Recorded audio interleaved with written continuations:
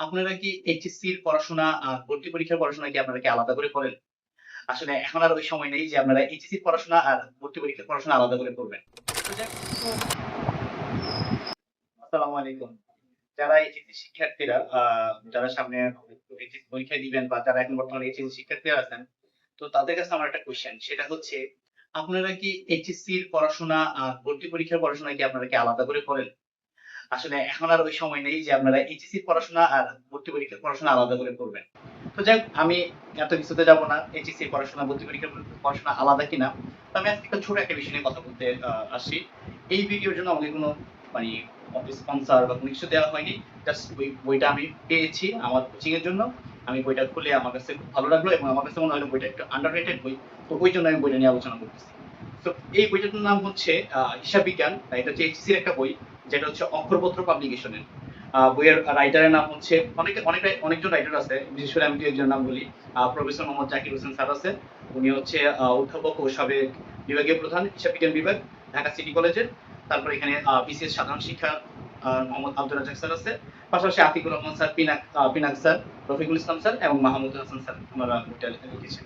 So এই বইয়ের একটা বিশেষত্বটা কি, আমি আন্ডাররেটেড কেন বললাম, বাজারে অ্যাকাউন্টিং অনেক বই আছে, যারা যেসব বইগুলো হচ্ছে গতানুগতিক অনেক কথাবার্তা দিয়ে বই, পরিপূর্ণ, কিন্তু দিন শেষে দেখাচ্ছে শিক্ষার্থীরা আসলে মানে তাদের জন্য কতটুকু কার্যকর সেটা আসলে বোঝা মুশকিল। তো এই বইটা আমি একটু স্টাডি করছিলাম, যেহেতু আমি অ্যাকাউন্টিং পড়াই, আমি অনেকদিন ধরে অ্যাকাউন্টিং পড়াচ্ছি, আমার নিজের কোচিং আছে। তো সেই সুবাদে এই বইটা আমি পড়ে দেখলাম তার একটা সবচেয়ে বেস্ট যে পার্ট, সেটা হচ্ছে এই বইটা শুধুমাত্র এইচএসসি কে কেন্দ্র করে বইটা লেখেনি।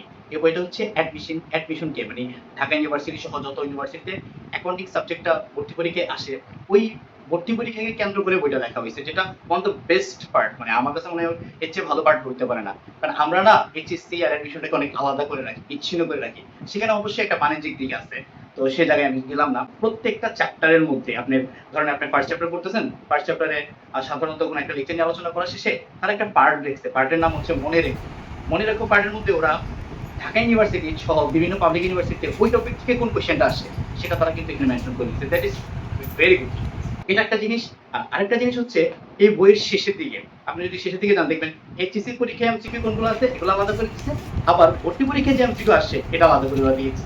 এটাও খুব সুন্দর একটা পার্ট। মানে আমার কাছে মনে হলো একটা চ্যাপ্টার পড়ার পর ছেলেরা খুব ইজিলি বুঝতে পারবে যে ভর্তি পরীক্ষায় কোন কোয়েশ্চেনগুলো আসছে।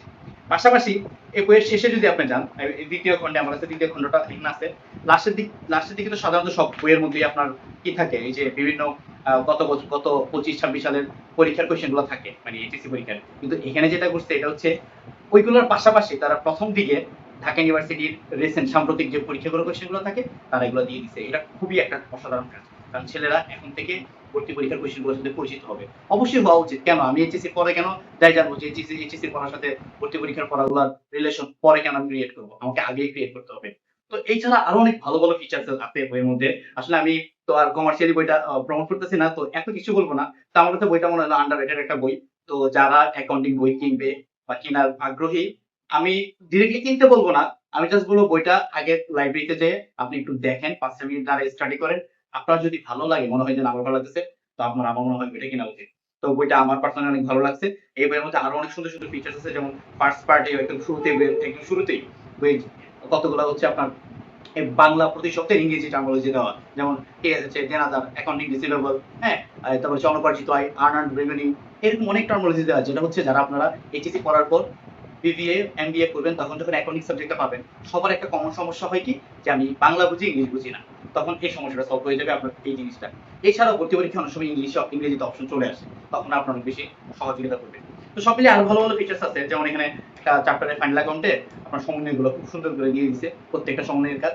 তো সব মিলিয়ে আমি এত কিছু বলবো না, ভিডিও অনেক বড় হবে। ওইটা একটা অসাধারণ বই।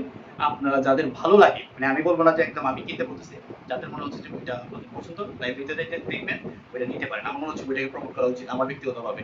তো সবাইকে ধন্যবাদ। আসসালামু আলাইকুম।